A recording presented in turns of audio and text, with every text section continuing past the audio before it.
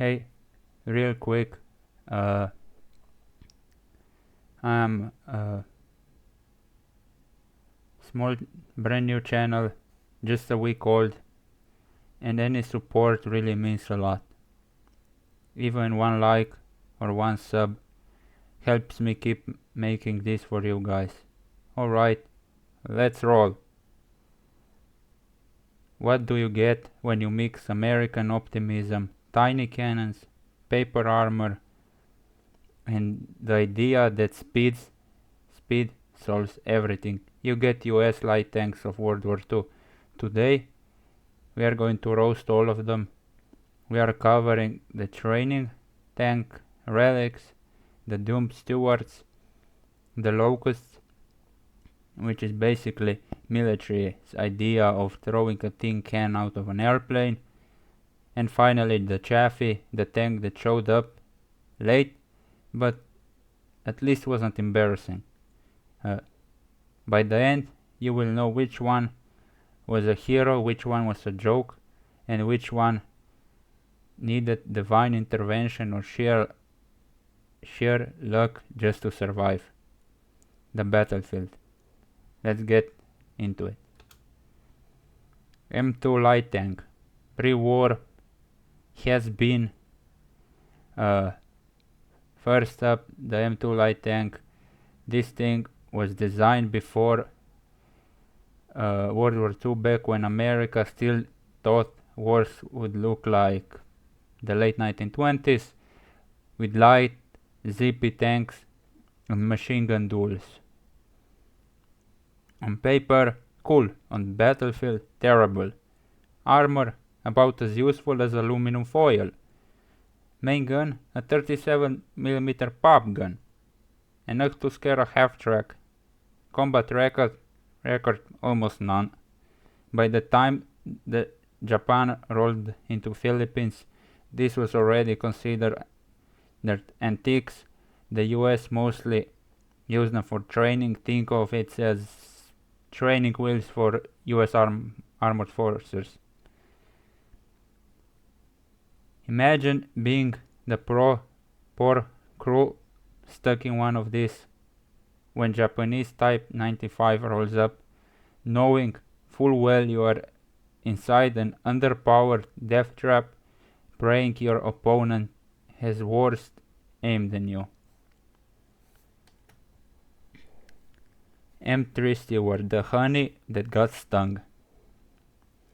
M3 Stuart, the first US light tank that actually see action in World War II. Nicknamed, the British nicknamed it honey because it was smooth and fast, but let's be honest, it was only sweet when the enemy was Italian or Japanese.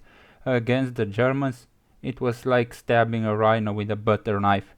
The M3 had great reliability, which made it popular early on. Its 37mm gun couldn't punch through much of anything by mid-war. Crews often had to rely on speed, surprises, or just blind luck to survive. Some Stuart crews in North Africa reportedly said their best weapon wasn't the main gun, it was the radio, so they could call in the Shermans when they ran into trouble.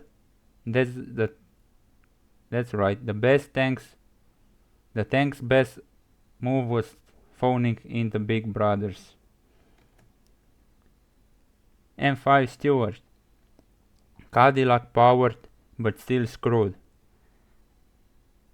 It was upgrade, slightly thicker armor, engine, 2 Cadillac V8s, still same tiny gun. The M5 was big clip. M5's big lip was a better engine setup,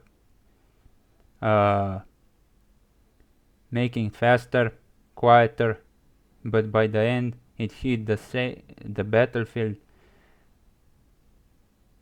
German tanks like Tiger, Panther were out and M5 might as well have been a toy car.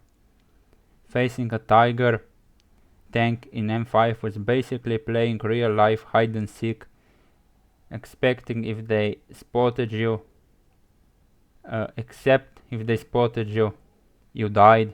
Crews were often told if you see a Tiger just radio it in and stay the hell out of his way. That's not a joke, that's official practice. M2 Locust. Now we enter the realm of what the hell were they thinking. This was designed as airborne light tank, dropped into battle alongside paratrooper. It's a small light gun and fragile as hell. British used it once in Operation Varsity, crossing the Rhine in 1945. Verdict: it couldn't cross ditches, couldn't stand up to German guns, and couldn't handle the shock of landing. Basically said, nice idea, never again. Imagine the glider shoving one of these down the ramp mid-air, thinking, good luck lads. It's like throwing a soda can at the brick wall and hoping it turns into a wrecking ball. M24 Chaffee. The late war arrival. MVP. Finally, we got some good stuff. The M24 Chaffee, the light tank. This light tank actually had a proper gun, a 75mm, the same caliber as the early Sherman tanks. It was fast, reliable, crews loved it. Sadly it arrived late in the war, just in time for Battle of the Bulge and the final push into Germany. The Chaffee's timing was so late, it almost like tank rolled in saying, sorry I'm late, traffic on the production line. But hey, better late than never, and it saved a lot of scout crews from riding in Stuarts into hopeless matchups. Still watching? You are awesome. Drop a still here in the comments or hit a like right now. It tells YouTube you are enjoying this. It seriously helps small channels like mine to keep going. Now let's wrap this up. Final wrap up. So here is a quick recap. M2 basically still lunchbox, good for training only. M3 Stuart early on, sweet early on, but fell behind fast. Faster, shinier, still hopeless against German heavy armor. M24 Locust airborne disaster. The military's failed attempt at cannon on golf cart experiment. The only light tank you will actually want to be inside when the shell starts flying, the M24 Chaffee. Which one is your favorite, or should I say which one would you least hate being stuck in, and smash the like button, subscribe, drop a comment if you want me to roast German or Soviet tanks. Trust me, I have thoughts. And I'm still just a small week-old channel. Any support helps me to keep this going. Thanks for watching, and I see you in the next one. Goodbye.